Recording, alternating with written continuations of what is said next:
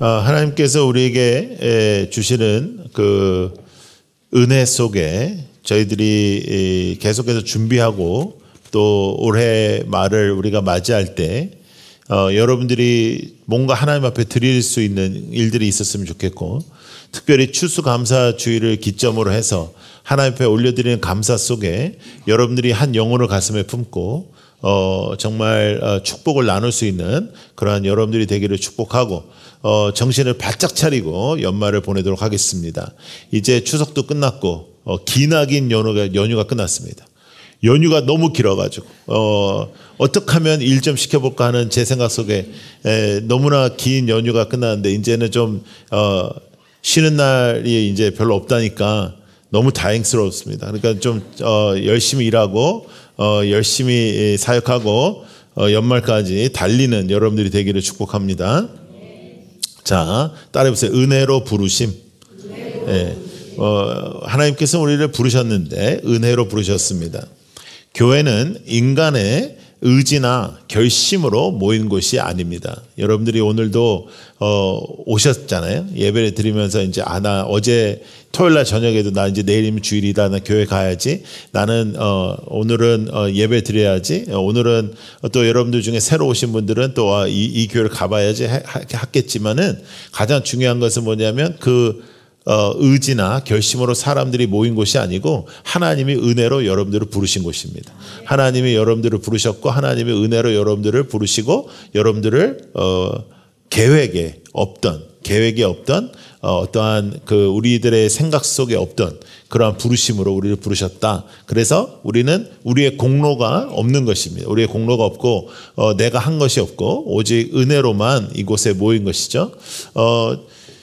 저희들이 이제 한 6년 반 전에 이 교회를 시작했는데 이 교회를 시작할 때 우리의 계획이 없었습니다. 저에게도 계획이 없었고 하나님께서만 계획이 계셨습니다. 그 하나님께서 시작하신 교회, 하나님께서 행하셨던 교회입니다. 저는 사실 순회 선교 중이었고 4년 동안 열심히 순회 선교하고 한 100여 개의 나라를 가면서 열심히 순회 선교하다가 순교하는 것이 저의 꿈이었는데 하나님께서는 계획이 다르셔서 교회를 시작하셨어요. 그러니까 교회는 사람의 생각 속에서 시작된 것이 아니라 교회는 사람의 생각 속에서 모인 곳도 아닙니다. 여러분들이 원해서, 여러분들이 바래서, 여러분들이 찾아서 온 곳이 아니고 하나님께서 여러분들을 은혜로 부르신 곳입니다. 하나님은 우리를 부르신 하나님이신 거예요. 그래서 우리는 지난 세월 동안에 쉽지 않았습니다. 우리가 처음에 부산에서 예배를 시작하게 된 것은 고등학교에서 우리를 빌려준다고 했는데 그 고등학교 우리가 얼마 쓰지 못했고 코로나 터져가지고 우리는 2년 반 동안 광야 생활을 했고, 그리고 이제 이곳에서 우리가 임대를 해서 예배를 드렸다가 이제 연말에 우리는 또 새로운 예배처소로 들어가게 되는데 이런 세월 속에 또 이러한 행하심 속에 이런 인도하심 속에 우리는 인간이 한 것이 아님을 알게 되는 것입니다. 인간이 한 것이 아니고 인간이 주인이 될 수 없고 어느 누구도 주인이 될 수가 없는 것이죠. 그래서 본문에 오늘 보시면 예수님께서는 사람에게는 버림을 받았다 이렇게 나와요. 사람에게는 버림을 받았으나 세상은 예수를 거부했습니다. 세상은 예수를 거부했고 세상은 예수를 죽였습니다.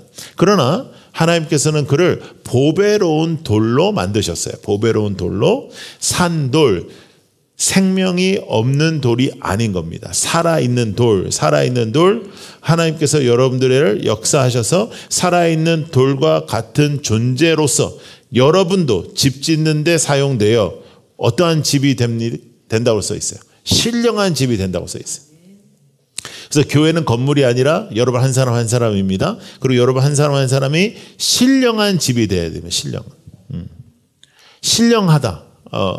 이제 우리랑 조금 거리가 있어 보이는 단어 같지 않아요? 나는 신령해. 그러면 이제 정말 제가 여러분들에게 막말을 할 수도 있습니다. 여러분들이 그런 말씀을 하시면 목사님 저는 신령한 것 같아요. 그럼 나는 그냥 막 방언이 나갈 것 같은데 여러분 우리가 거룩한 사람, 신령한 삶, 이게 거리가 너무 멀리 느껴지는 거라.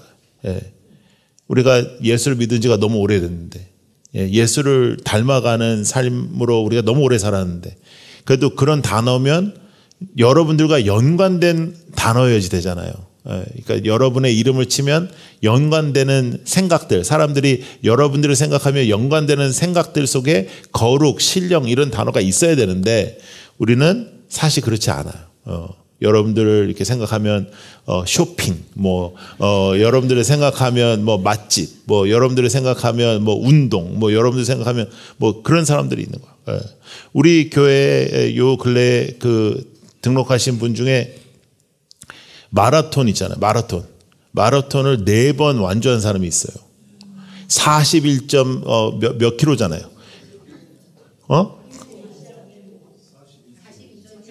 그러니까 이게 말 토를 달아. 근데 하여간 그거는 차로도 가기 싫은 거리입니다. 차로도. 그걸 뛰어. 그래서 내가 이제 그분한테 우리 그 동아리 하나 만들어야 되겠다. 그 러닝 크루 같은 거 우리도 하나 만들어야 되겠다. 그분이 하시면 될 것 같아요. 근데 이제 문제 뭐냐면 마라톤 대회가 다 주일날 열려요. 그래서 이제 어떻게 하든지 핍박을 해서 이제 마라톤을 못 뛰게 해야죠. 이제. 여러분, 생명이 없는 돌이 아니고 부활의 예수, 살아있는 돌인데 여러분을 그러한 돌로 만드시고 여러분을 집 짓는 데 사용하신다. 여러분, 우리가 지금 공사 중인데 저 공사는 눈에 보이는 재료로 만들어지는 게 아니고 여러분 한 사람 한 사람으로 지어져야 되는 교회입니다. 여러분 한 사람 한 사람이 지어져야 되는 것이죠. 근데 이제 여러분, 우리의 인생을 자세히 살펴보면 때로는 우리의 인생이 버려진 돌과 같습니다.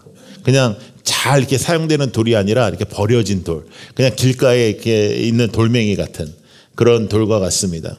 그럼에도 불구하고 하나님께서는 은혜로 당신을 택하셔서 신령한 주의 집을 짓게 하신다. 그러니까 여러분들이 어떤 돌이든지 상관없어. 여러분들이 나 자신을 어떻게 바라보는지 상관없이 하나님은 여러분을 은혜로 부르셔서 여러분들을 택하셔서 여러분들을 집 짓는 데에 사용하시는 그런 하나님이십니다. 미켈란젤로의 다윗상을 여러분 유럽에 가시면 볼 수가 있는데 특별히 이태리에 가시면 볼 수가 있습니다. 그 다윗상은 미켈란젤로가 만든 여러 가지 중에 아주 위대한 작품입니다. 그런데 대리석은 그 당시에 이렇게 귀한 돌이 아니었고요. 우리나라에선 대리석이 굉장히 귀한데 이태리에는 그 돌이 흔한 돌입니다. 그런데 미켈란젤로가 이렇게 얘기했어요. 이 대리석을 이렇게 보면서 이 안에 다윗이 있다. 이 안에 다윗이 있다. 나는 그를 꺼내준 것뿐이다. 이렇게 얘기했어요. 왜냐하면 그 돌을 볼 때 우리는 그냥 그 돌만 보지만 이 조각가는 그 돌을 통해서 등장하는 다윗상을 볼 수 있는 거죠. 여러분들이 쓸모없는 돌이라고 할지라도 하나님께서는 여러분들을 꺼내시고 하나님께서 여러분들을 택하시고 하나님께서 여러분들을 통해서 일하시고 하나님은 여러분들을 세우시고 하나님께서 신령한 집으로 사용하여 주시는데 그 부르심에 합당한 인생을 살게 하여 주옵소서. 그렇게 살아가는 여러분들이 되기를 축복합니다. 자, 따라해보세요. 나는 너를 새롭게 빚는다. 네, 하나님이 여러분들을 그렇게 하시는 거죠. 그래서 새로워지는 거예요. 새로워지는 거. 자, 부르심의 은혜가 있습니다. 요한복음 15장 말씀 시작. 너희가 나를 택한 것이 아니라 내가 너희를 택하여 세운 것이다. 그것은 너희가 가서 열매를 맺어 그 열매가 언제나 남아있게 하려는 것이다. 그리하여 너희가 내 이름으로 아버지께 구하는 것은 무엇이든지 다 받게 하려는 것이다. 하나님께서 여러분들을 택하셨습니다. 하나님께서. 여러분, 그 옛날에 요즘 애들은 그렇게 노는 것 같지 않은데 우리가 어렸을 때는 이제 항상 축구를 하든지 무슨 일을 하든지 하여간 이렇게 가위바위보 이렇게 딱 해가지고 두 명이 딱 가위바위보, 제일 잘하는 애들 두 명이 가위바위보를 해가지고 이제 사람을 뽑아요. 나는 얘 이렇게 뽑아. 그러면 그거 진짜 별것도 아닙니다. 그거 그날 이후로 다시 볼 것도 아닌데 그거 뽑히면은 그거 처음에 좀 초반에 뽑힌 애들은 엄청나게 좋아하고 그 다음에 마지막에 뽑힌 애들은 굉장히 불안해하고 이제 그러잖아요. 그러니까 아무것도 아닌 거에도 뽑혀도 그렇게 좋은데 전지전능하신 하나님이 나를 뽑으시고 나를 부르셨다. 이것에 대한 책임감을 좀 느낄 필요가 있어요. 예? 책임감을 가지고 신앙생활을 하란 말이에요. 그냥 대충 하지 말란 말이에요. 정말 정신을 바짝 차리고 하란 말이에요. 왜냐하면 하나님이 나를 꺼내셨다. 대리석에서 다윗상을 꺼낸 미켈란젤로처럼 하나님이 여러분들을 꺼내시고 하나님이 여러분들을 사용해 주셨다는 것을 우리는 믿는 거예요. 그래서 돌을 쓰는 것은 건축자의 의도 없이는 안 되는 것처럼 하나님의 계획과 의도 없이 여러분들이 이 자리에 있지 않습니다. 우리는 우리의 생각과 우리의 계획으로 이 자리에 있는 것이 아니라 하나님이 여러분들을 부르시고 하나님이 여러분들을 세우시고 하나님이 여러분들과 함께 하셨다는 것을 우리가 알 수 있어요. 자, 그래서 은혜로 어떻게 됐다고? 부르셨다. 은혜로 부르심. 자, 두 번째, 은혜로 세워짐. 자, 따라해보세요. 은혜로 세워짐. 우리는 공사 중입니다. 은혜로 세워져 가는 것입니다. 완전하지 않습니다. 우리는 지금 공사 중이라 우리가 주님을 만날 때까지 우리의 인생이 공사 중입니다. 산돌같이 신령한 집으로 세워지는 것입니다. 살아있는 돌과 같이 우리는 신령한 집으로 세워져 가고 있는 거예요. 이 세워지고 할 때 이 세워지고라는 이 단어가 수동태입니다. 수동태. 그래서 우리가 세우는 것이 아니라는 거예요. 우리가 세우는 것이 아니고 하나님이 우리를 세워가신다. 하나님이 우리를 신령한 집으로 세워가신다는 것을 알 수 있어요. 그래서 교회는 건물이 아니라 사람입니다. 여러분들입니다. 그러니까 여러분들이 교회에 다 와야 되는 것이에요. 여러분들이 원하는 교회가 있을 거 아닙니까? 근데 여러분들이 그렇게 살아가야 되는 거예요. 그래서 우리는 성령 안에서 연합된 백성으로 사는 것입니다. 공동체는 그래서 굉장히 중요해요. 그래서 우리가 오늘 은혜로 부르신 공동체입니다. 공동체. 그래서 우리가 서로가 필요한 거고 돌멩이 하나 가지고는 아무것도 못 하는데 돌멩이가 많아서 돌이 많아지면 건물이 세워지는 것처럼 또 돌이 많아져서 어떠한 건축이 이루어지는 것처럼 여러분들의 인생 한 사람으로는 아무것도 못 하는데 하나님께서 우리를 엮어주시고 만나게 하시고 붙잡아 주셔서 이렇게 되는 거예요. 11층에 올라오는 것도 쉽지 않았고 그 다음에 엘리베이터 하나 가지고 있는 것도 이제 이거 다 추억됩니다. 앞으로 이제 가는 곳은 3층밖에 안 됩니다. 예, 그래서 웬만하면 그냥 계단 올라오셔도 되는데 엘리베이터가 2대나 있습니다. 예, 예. 그래서 이쪽으로 올라와도 되고 저쪽으로 올라와도 되고 예. 그런데 이게 다 추억이라. 예. 여러분들 우리 이 예배 처소에서 예배 드리다가 오신 분들이 우리 교회는 많은데 그 전에 우리가 광야 생활할 때 어땠어요, 여러분? 우리 그때 되게 좋았잖아요. 그때 우리 되게 감사했지. 그리고 먼 곳에 오면서 불평하는 성도 한 명도 없고 오는 길도 좋다, 가는 길도 좋다 이제 이러고 그렇게 예배 드렸죠. 그게 다 추억이 되는 거예요. 다 감사가 되는 거예요. 하나님이 우리를 세워져 가는 그런 과정이라, 과정. 그래서 마음을 좀 쏟으셔야 됩니다. 기도하셔야 되고 헌신하셔야 되고 새로운 예배 처소 갈 때 여러분들의 특별한 헌신이 필요합니다. 그냥 아무렇게나 이렇게 자유롭게 하면 안 되고 하나님 앞에 좀 드려지는 삶도 되고 은혜로 하나님 앞에서 살아가되 연말까지 여러분 정말 하나님이 부르셨다는 것을 좀 확신하는 그러한 열매들이 나타나는 그런 삶이 되기를 축복합니다. 그냥 대충 하지 마란 말이에요. 그래서 조금 정확하게 하나님 앞에 드려지는 그런 사람이 되길 원해요. 자, 한 사람의 인격이 있잖아요. 굉장히 중요합니다. 그래서 한 사람이 굉장히 중요한 거예요. 교회는. 그래서 나의 인격, 나는 뭐 안 해도 되지, 뭐 사람들이 많은데 뭐 사람들이 하겠지, 이래서 문제가 되는 거예요. 그 누군가는 하겠지, 막 이런 거 있잖아요. 저한테도 여러분들이 그런 말씀 많이 해요. 목사님한테는 잘해주는 사람이 많죠. 그렇게 없어.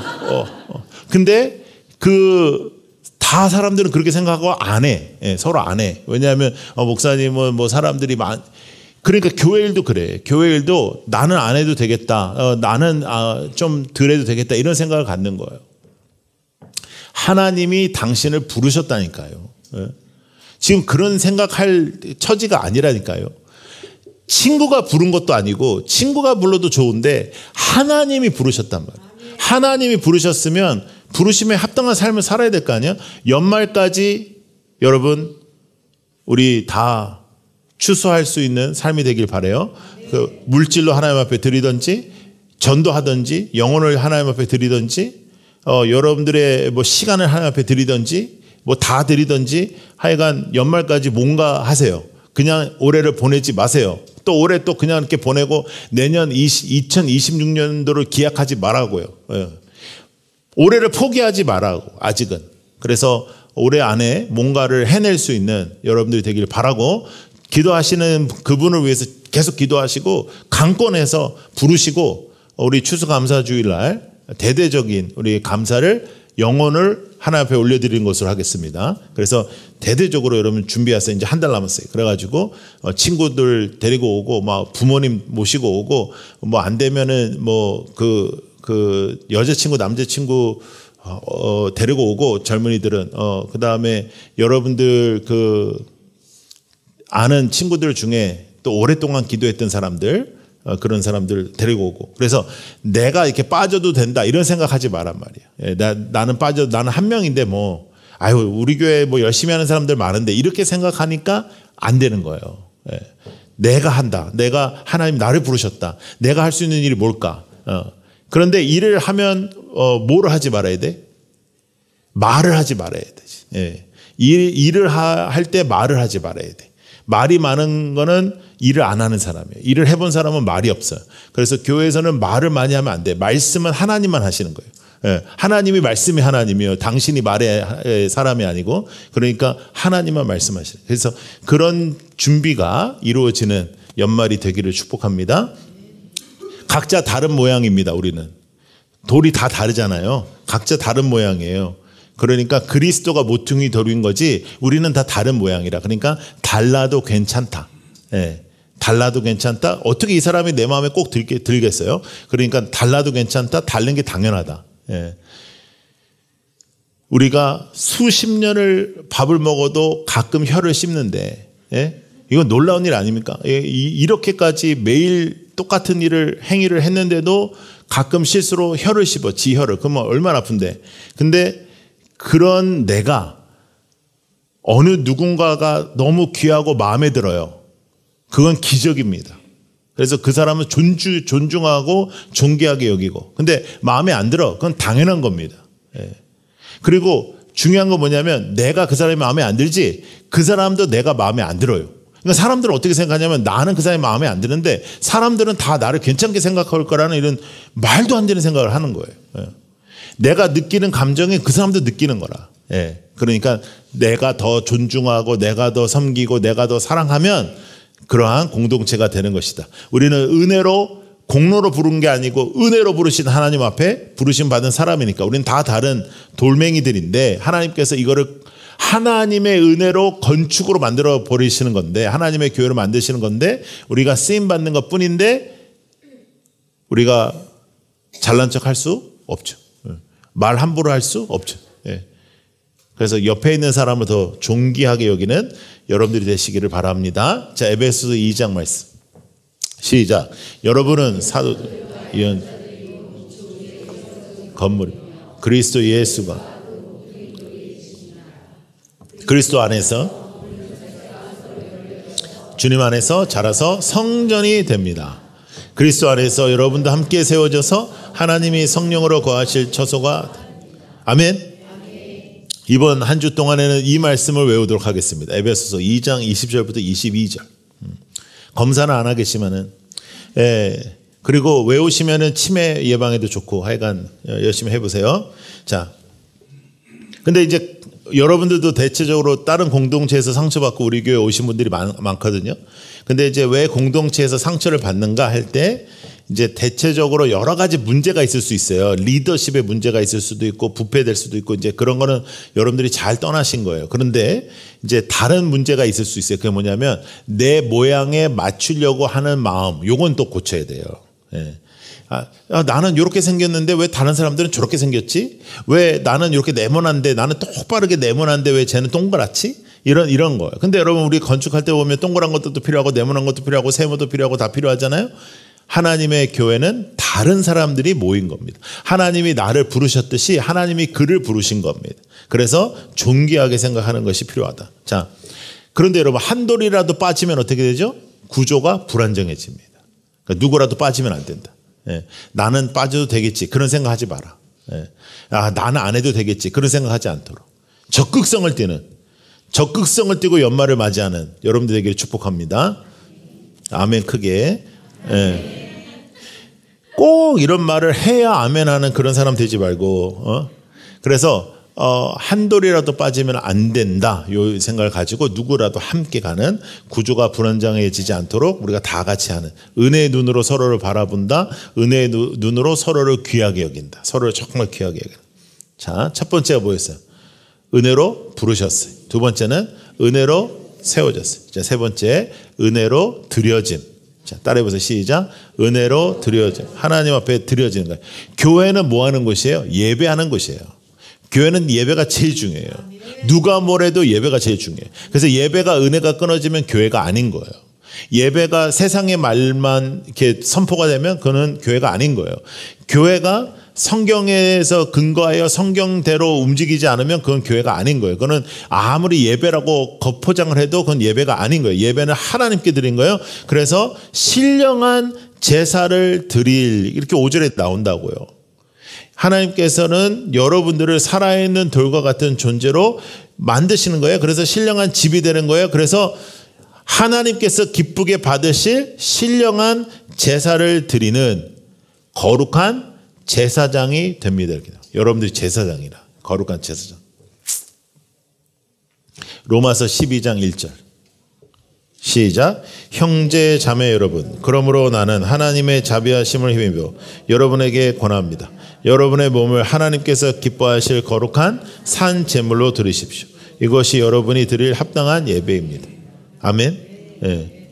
심플. 어렵지 않죠? 예. 이게 이해가 안 될 수가 없죠. 예.